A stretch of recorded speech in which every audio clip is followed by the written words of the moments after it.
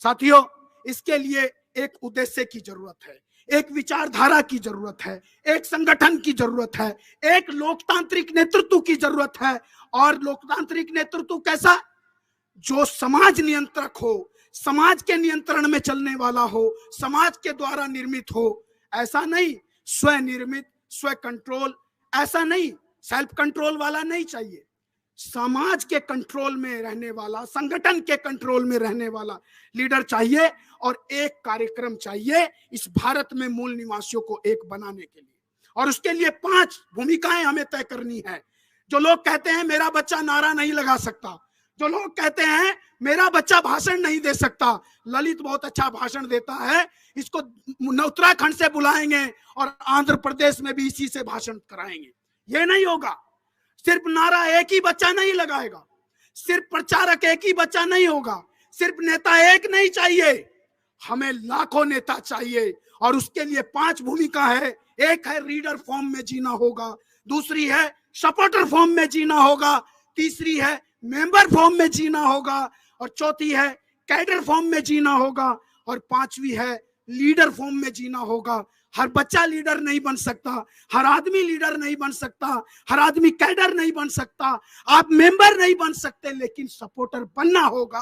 आपको समाज में क्या हो रहा है ये समझने वाला रीडर बनना होगा। सत्य शोधक, समाज का एक सच्चा सिपाही रीडर बन के भी आप बन सकते हो। इसलिए अंत में कहना चाहता हूं, आज उनके भरोसे मत बैठो जो एबीवीपी वाले, एनएसयूआई वाले अपने पत्रकों में लिखते हैं कि निजीकरण राष्ट्र सेवा है।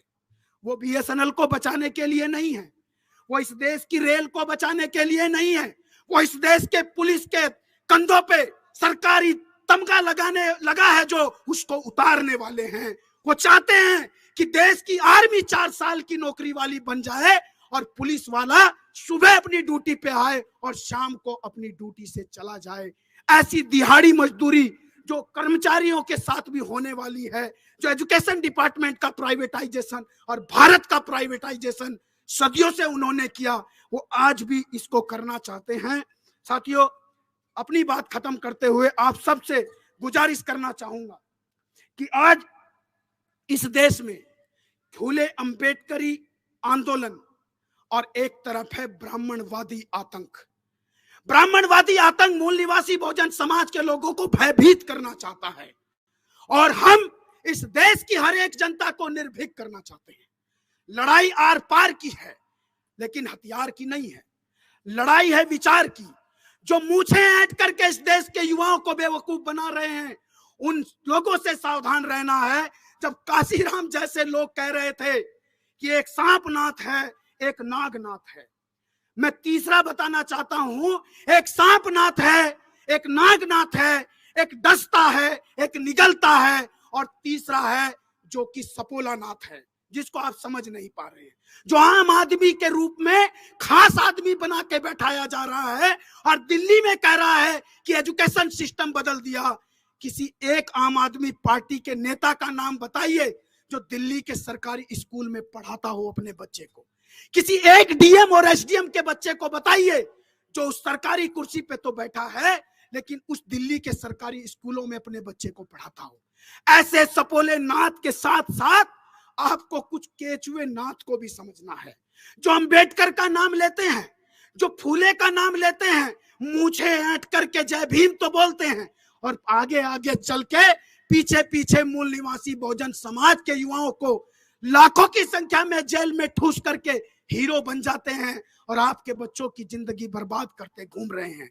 उनको समझना होगा। इसलिए ऐसे लोगों को समझने के लिए फूले साहब की इस किताब में उन्होंने कहा कि एक कलम कसाई है जो कलम से मारता है, एक छुरा कसाई होता है जो छुरे से मारता है, एक कलम कसाई होता है जो कलम से मारता है, और मैं तीसरा कसाई बता रहा हूं, जाति से मत जोड़ना, धर्म से मत जोड़ना, वो तीसरा कसाई है जबान कसाई, जो जबान से मारता है, जो मीठा बोलता है, ना खाऊंगा ना खाने देंगे की बात करता है और देश को अडानी अंबानी का मालिकाना हक देश पर बना के चला जाता है।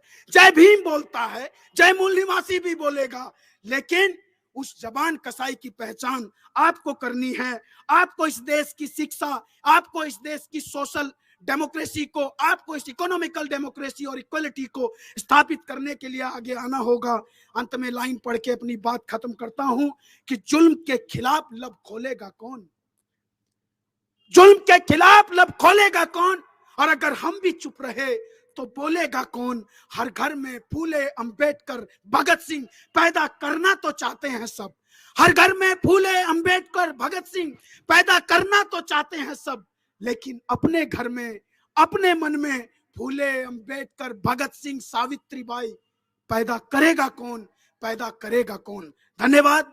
आप सबने मुझे सुना, आप सबने इन चीजों को अपने मूल निवासी बहुजन समाज के पुरखों की कल्पना का सत्य शोधक समाज और उसके आधार पर एक समता मूलक भारत राष्ट्र का निर्माण, और उसमें पीपल्स पार्टी ऑफ इंडिया की ये जो जागरूकता की जो भूमिका है, वही इस देश में एक सच्चा लोकतंत्र, एक पीपल्स पॉलिटिक्स को स्थापित कर सकती है।